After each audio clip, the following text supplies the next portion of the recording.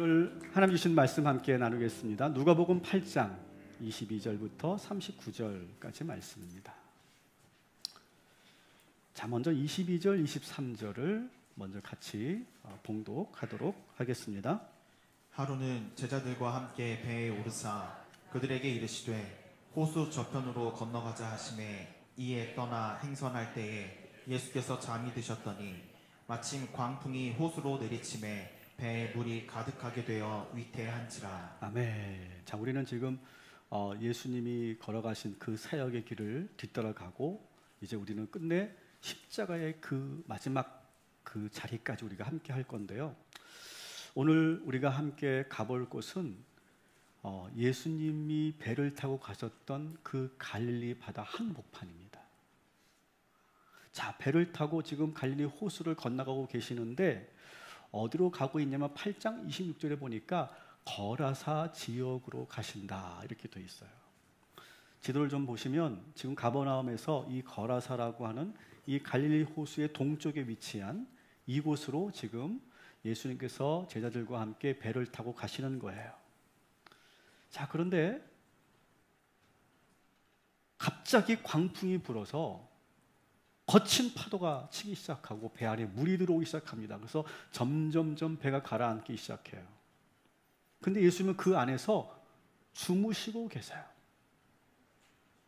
그래도 제자들 안에는 어부 출신들이 많기 때문에 베드로, 요한, 야고보, 안드레가 열심히 이 배를 조종하려고 합니다. 그래서 배에서 웬만큼 잔뼈가 굵은 사람들이기 때문에 나름대로 한번 이것을 이 풍랑과 싸워서 이겨보려고 애를 씁니다. 그런데도 이 베드로, 요한이 한 번도 경험해보지 못한 풍랑을 만나면서 잔뜩 겁을 먹게 되고 아무리 노력해도 안 되는 속수무책의 상황이 되었어요. 이런 거친 파도는 처음이었고 이 풍랑은 예사롭지 않은 한 번도 경험해보지 못한 풍랑이었어요. 그래서 어쩔 수 없이 주무시고 계시는 예수님을 막 깨웁니다. 막 깨우면서 지금 소리쳐서 제자들이 지금 예수님에게 도움을 요청하고 있는 장면을 우리가 보게 되는 거죠. 우리 한번 24절을 우리 한번 같이 읽도록 하겠습니다. 제자들이 나와 깨워 이르되 주여 주여 우리가 죽겠나이다 한데 예수께서 잠을 깨사 바람과 물결을 꾸짖으시니 이에 그쳐 잔잔하여지더라. 아멘. 주여 주여 하고 막 연거푸 두 번이나 불었다는 것은 뭡니까? 그만큼 지금 너무 다급하고 너무너무 위태로운 상황이라는 것을 볼 수 있죠. 잠에서 깨어나신 예수님께서 일어나서 바람과 물결을 향해서 꾸짖으셨다 이렇게 되어 있어요. 그랬더니 바다가 잔잔해졌다. 자, 우리는 이것을 이미 어릴 때부터 많이 듣고 우리가 알고 있는 말씀입니다. 그런데 저는 이 부분에서 이 구절이, 이 단어가 저는 눈여겨보입니다.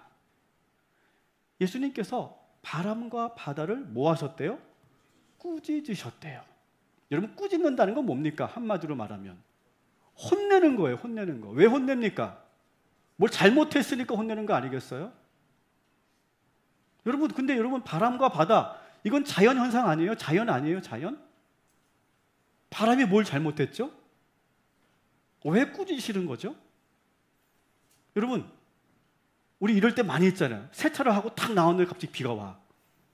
그럼 우리 어떻게 돼? 야, 너 비 진짜 아유, 이렇게 꾸짖습니까? 왜 그러지? 그렇게 그냥 우리가 한탄을 할 수 있지만 비를 보고 꾸짖지는 않습니다.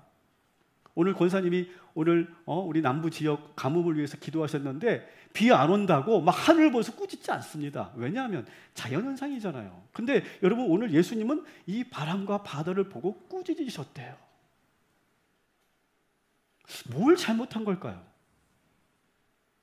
그랬더니 또 이 바람과 파도가 또 잠잠해지더래요. 마치 뭔가 잘못해서 꾸지람을 듣고 지금 혼이 나서 순한 양이 된 것처럼 잠잠해졌다는 거예요.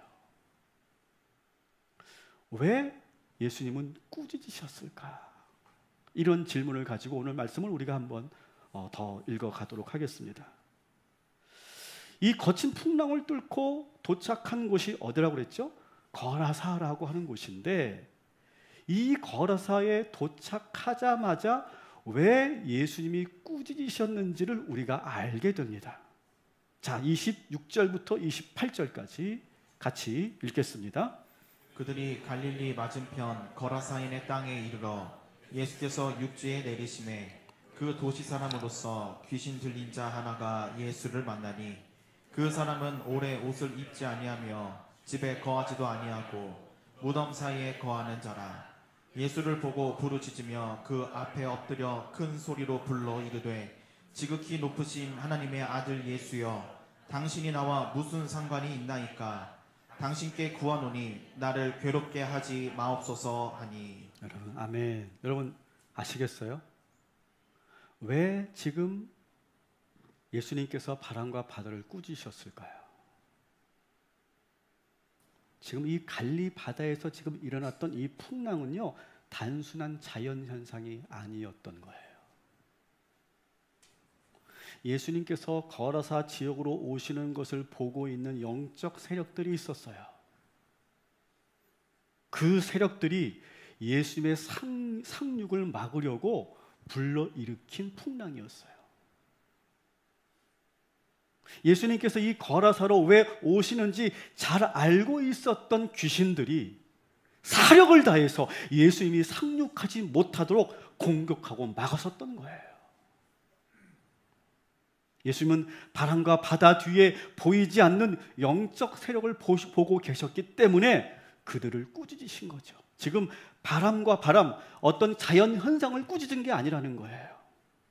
그 뒤에 있는 그 풍랑을 통해 예수님이 이곳으로 오지 못하도록 막고 있는 그 마귀의 권세를 강하게 꾸짖으신 거라는 거죠.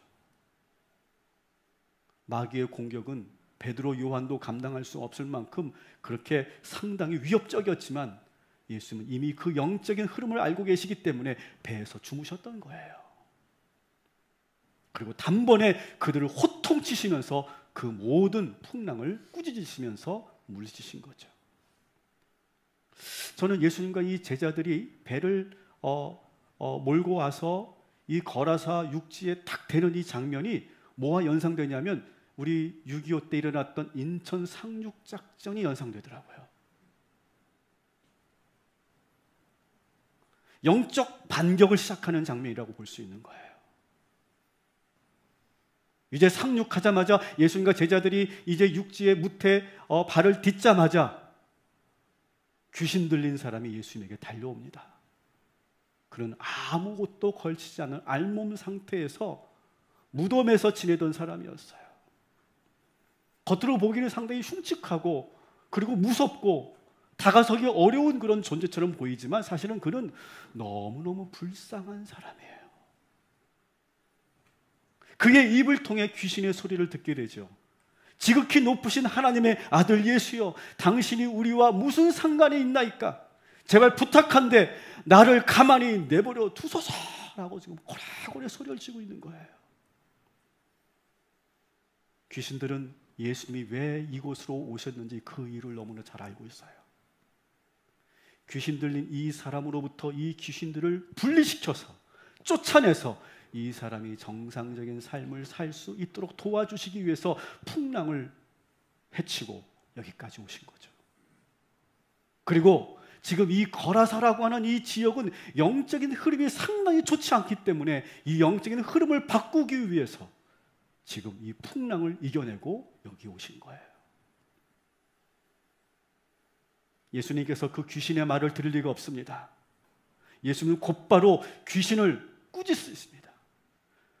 좀 전에 바람과 바다를 꾸짖었던 것처럼 예수님께서 이 귀신들을 꾸짖으시는 거예요. 더 강력하게 꾸짖으십니다. 우리 29절 같이 읽겠습니다. 이는 예수께서 이미 더러운 귀신을 명하사 그 사람에게서 나오라 하셨음이라. 귀신이 가끔 그 사람을 붙잡음으로 그를 쇠사슬과 고랑에 매어 지켰으되 그 맨 것을 끊고 귀신에게 몰려 광야로 나갔더라. 아멘. 더러운 귀신아, 그 사람에게서 나올지어다. 예수님께서 꾸짖고 계시는 거예요. 예수님께서는 한 영혼을 회복시키기 위해 폭풍우를 뚫고 달려와서 그 사람 몸에서 귀신을 분리시켜 놓고 계세요.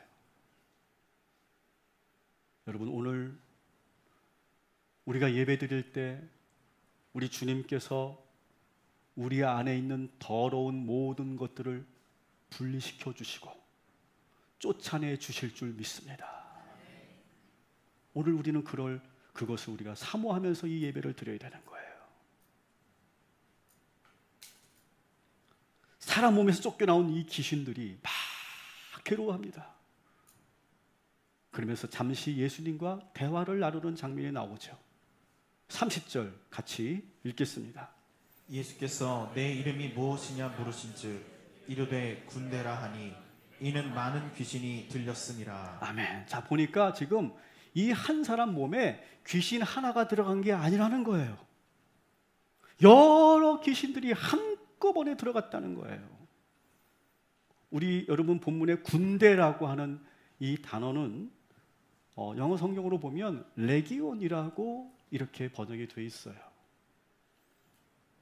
라틴어로 레기온이고 영어로 읽다면 리즌 이렇게 읽을 수 있겠죠. 근데 이걸 레기온이라고 하는 것은 고유명사, 특수명사죠. 뭐냐 하면 로마 군대를 지칭하는 그런 이름이에요. 특히 로마 군단, 여러분 군단이라는 말 많이 들어봤죠. 로마 군단. 이 로마 군단, 그 당시 로마 군대는 정말 파괴적인 그런 힘을 가지고 있었던 무시무시한 그런 군대였죠. 근데 그 군대들이 여러 군단으로 이렇게 형성되어 있었는데 이 한 군단이 약 3,000명에서 한 6,000명 정도 되는 그런 병력을 의미합니다. 우리나라 군제로 보면 한번 사단급 정도 되는 거라고 볼 수 있겠죠. 그러니까 수천 개나 되는 귀신이 그 한 사람 몸에 들어갔다는 거예요. 이 사람이 그만큼 얼마나 심각한 상태였는지를 우리가 알게 되는 거죠. 저는 이렇게도 보여집니다. 수천 명의 귀신이 들어갔다는 것은 이렇게도 읽혀질 수 있습니다. 그의 인격이 깨져서 완전히 부서져서 파편화된 그런 상태다라고 볼 수도 있는 거예요. 이것을 정신의학에서는 다중인격장애라고 이렇게 지칭하기도 하죠. 물론 다중인격장애와 귀신 들린 것과의 그 차이를 이야기하는 경우도 있지만 저는 한번 넓게 한번 보자는 거죠. 여러분, 다중인격장애, 이런 어떤 그런 자아가 깨지고 분열이 일어나는 상태, 정신분열, 뭐 그런 것들이 왜 일어납니까? 어떤 외부적인 충격이 쾅 하고 가해질 때, 어떤 심리적인 어떤 트라우마로 인해서 엄청난 그 정신적인 상처와 압박을 받을 때 그것을 감당하지 못하고 인격이 팍 하고 깨지는 거죠. 그래서 인격이 분열됩니다. 근데 지금 이 사람은 산산조각이 났다는 거예요. 지금 수천 개의 그런 인격으로 깨져버렸다는 거죠. 왜 이런 일이 일어납니까? 어릴 때 혹은 살면서 극심한 학대를 받았거나 끔찍한 일을 경험했을 때, 성폭력을 경험했을 때, 혹은 개인이 감당하기 어려운 어떤 사건을 겪게 될 때 이런 일들이 일어나게 되죠. 아마도 이 사람은 이 레기온 귀신이 들어가기 직전에 아마 심한 그러한 충격을 받았던 것 같아요. 이렇게도 볼 수 있어요. 어쩌면 로마 군인들에 의해서 끔찍한 폭력을 경험했을 수도 있어요. 그래서 그에게 레기온 귀신이 들어간 것이다, 이렇게 말할 수도 있습니다. 중요한 것은 그 누구도 그를 케어해 주지 않았다는 거예요. 그는 혼자 무덤에서 온몸을 발가벗은 채 그렇게 사는데 아무도 도와주지 않고 방치해뒀다는 거예요. 저는 그게 더 문제라고 생각해요. 최근에 저는 참 너무 가슴 아픈 뉴스를 보게 됐는데, 어느 한 농촌에서 20대 한 지적 장애를 가지고 있는 여성이 동네 남자들에게 돌아가며 성폭행을 당했다는 이야기예요. 이런 사건이 처음이 아니기 때문에 우리가 큰 충격을 받지도 않겠지만 저는 이 뉴스를 보면서 너무 안타깝고 가슴이 아프더라고요. 오히려 이 마을 사람들은 이 지적장애 여성을 잘 돌봐줘야 되는데 나쁘게 이용하고 또 그것을 분명히 알고 있는 마을 사람들이 많았을 텐데 모두가 다 침묵하고 무관심으로 일관했다는 거예요. 여러분, 이 거라사 지역이 바로 그런 지역이었다는 거죠. 한 사람을 돌보는 것보다 돼지떼를 키우는 것이 더 중요하게 여기는 마을이 바로 이 거라사라고 하는 지역이었다는 거예요. 근데 여러분, 이 거라사 지역이 마치 우리가 살고 있는 도시와 같지 않습니까? 한 사람의 생명보다 돼지를 더 중요하게 여기는 마을. 우리가 살고 있는 이 도시의 모습과 너무나 닮아 있어요. 이 레기온 귀신은 예수님에게 간곡하게 요청을 합니다. 우리 31절, 33절 같이 읽겠습니다.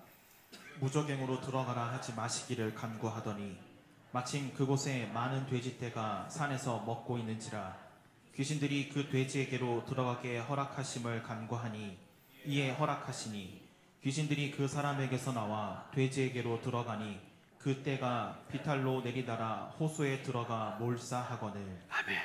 군대 귀신이 예수님에게 요청을 합니다. 제발 우리를 저 무저갱으로, 다시 말하면 저 깊은 지하 세계로 몰아넣지 마시고 가두지 마시고 저 돼지떼에게라도 들어가게 해 주십시오라고 간곡하게 부탁합니다. 예수님은 군대 귀신들이 돼지떼로 들어가는 것을 묵인하시죠. 근데 이게 웬일입니까? 귀신이 들어간 이 돼지떼들이 갑자기 놀라서 소리를 지르면서 막 온몸을 비틀비틀거리더니 한쪽으로 막 치달아 내달리는 거예요. 그리고 결국 벼랑으로 떨어져서 모든 돼지들, 수천 마리의 돼지들이 몰살하게 되었다라고 하는 충격적인 이야기죠. 저는 처음에 이 이야기를 어릴 때, 저는 모태신앙이니까 어릴 때부터 이야기를 들어오면서 잘하지 않았겠습니까? 근데 저는 이 이야기를 처음 접하고 또 지금도 접할 때마다 이런 질문이 생겨요. 왜 예수님은 귀신들이 돼지떼로 들어가는 것을 묵인하셨을까? 그리고 이 엄청난 재산의 손해를 입은 주인은 뭐가 잘못된 걸까? 아니, 돼지도 하나님이 지으신 피조물이 아닐까? 저만 그런 질문을 하나요?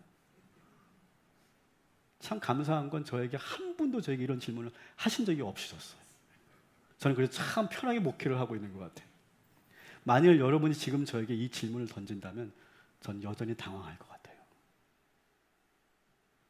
자, 그런데 여러분들이 이 질문을 했다고 저는 가정하고 한번 조심스럽지만 한번 그 질문에 답변을 좀 드려보려고 해요. 예수님께서 극심한 폭풍을 뚫고 거라사로 지금 달려오신 이유가 뭘까요?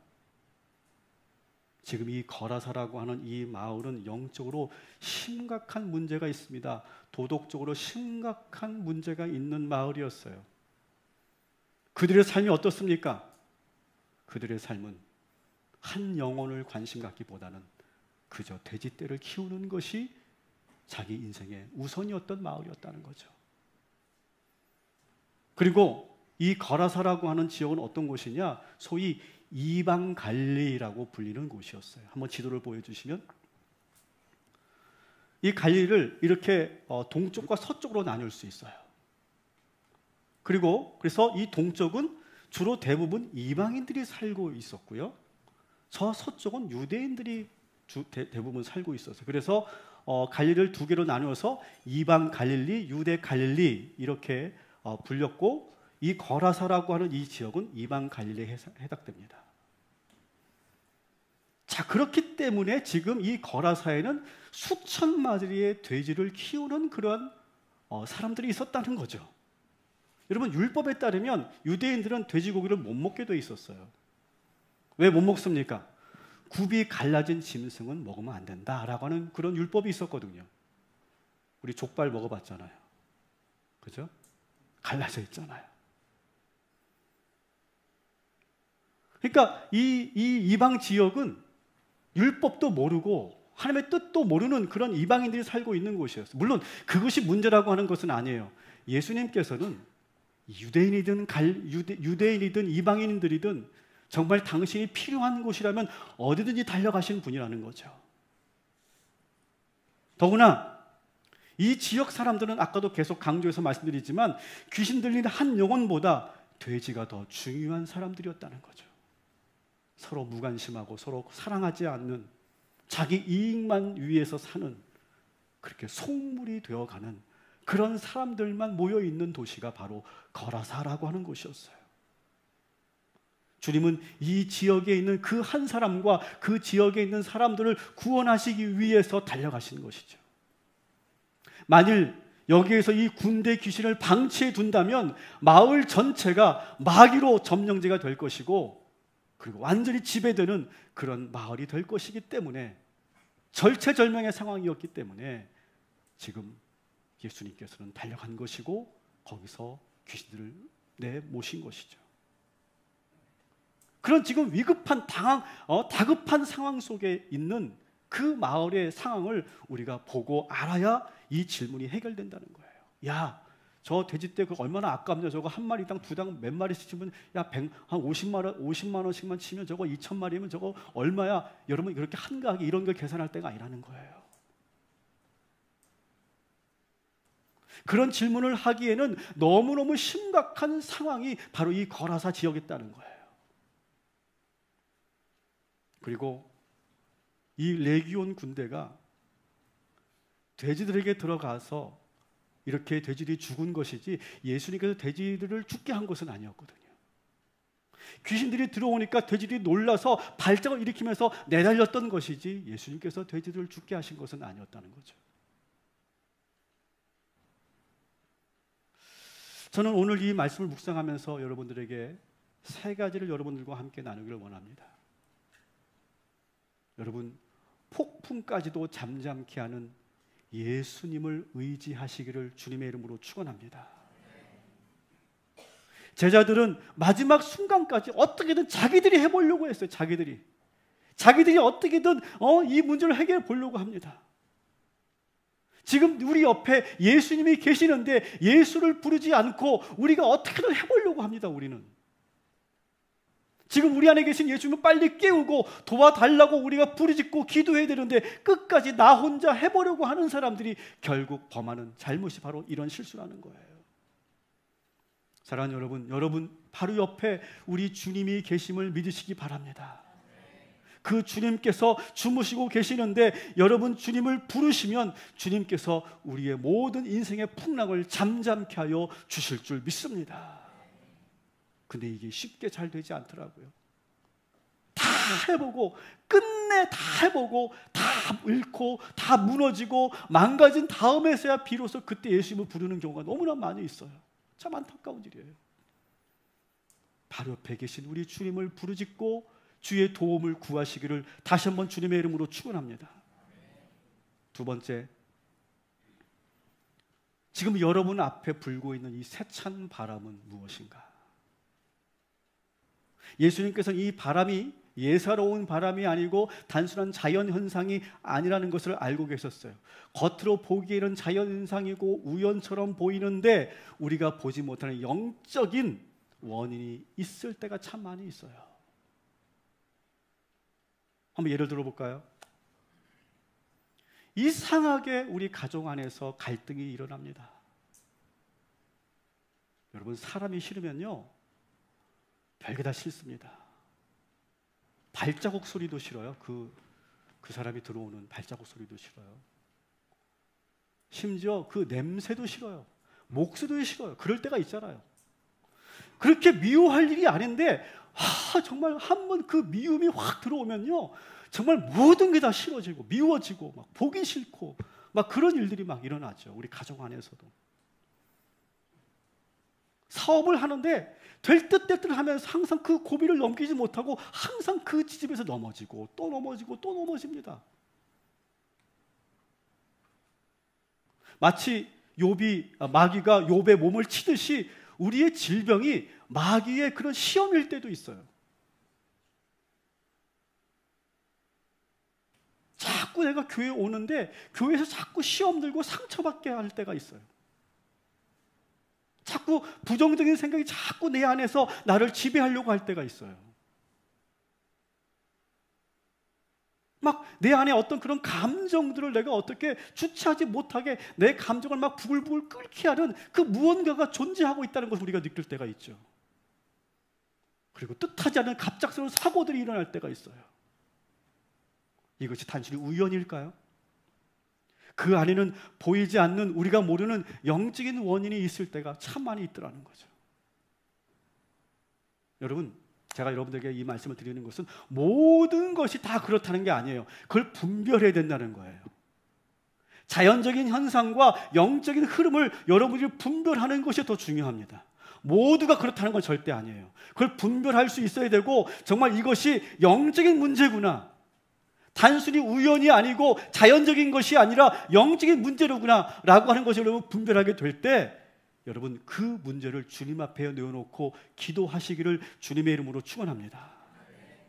그리고 영적인 그런 안내자인 저 같은 사람과 상의하는 거예요. 세 번째로 우리가 이 말씀을 우리가 묵상하면서 또 기억해야 될 것은, 우리가 지켜야 될 사람들을 놓고 기도해야 된다. 예수님은 아무도 돌봐주지 않는 이 한 사람을 위해 거라사까지 오신 거예요. 그 어떤 영적 방해가 있더라도 한 영혼을 구원하기 위해서라면 예수님은 달려오시는 분이에요. 여러분, 아까도 제가 말씀드렸던 그 20대 여성, 지적 장애 여성, 참 마음이 아프지 않습니까? 그리고 지금 우리 주변에 정말 피눈물 흘리는 우리 이웃들이 얼마나 많이 있습니까? 저는 여전히 우리가 정말 잊지 말아야 될 그런 우리의 이웃들이 있다고 생각해요. 이태원에서 그렇게 참사를 당해서 그 어린 자녀들을 잃은 그 우리 유족들, 지금도 피눈물을 흘리며 피토하는 그런 목소리로 제발 우리를 기억해 달라고 그렇게 부르짖고 있는데, 우리는 여전히 우리의 삶의 대짓대를 위해서 살고 있지 않습니까? 우리의 마음이 그렇고 이 도시, 이 나라의 영적 상태가 지금 그렇다는 거예요, 여러분. 우리 교회는 이제 사순절 이 기간은 사전연명 의료 의향서 이 캠페인을 진행을 하고요. 부활절이 끝나고 기쁨의 50일을 우리가 맞게 되면 새로운 미션을 우리가 수행하려고 합니다. 정말 주님의 도움과 우리의 사랑이 필요한 자들에게 우리가 손을 내미는 일을 하려고 합니다. 우리가 그때 다시 한번 자세하게 여러분들에게 제안을 드릴 건데, 여러분 정말 그래야 돼요. 내 삶에 나의 돼지떼를만을 놓고 우리가 그렇게 살아서는 안 된다는 거죠. 지금 무덤에서 지금 헤매고 있는 그 한 영혼을 위해서 우리가 손을 내밀고 그들을 돌봐주는 일, 그것이 바로 우리가 해야 될 일이다. 여러분, 이 사실을 여러분 기억하시고 한 주간 기도해 주시고, 그리고 함께 눈물 흘려 주시기를 주님의 이름으로 축원합니다.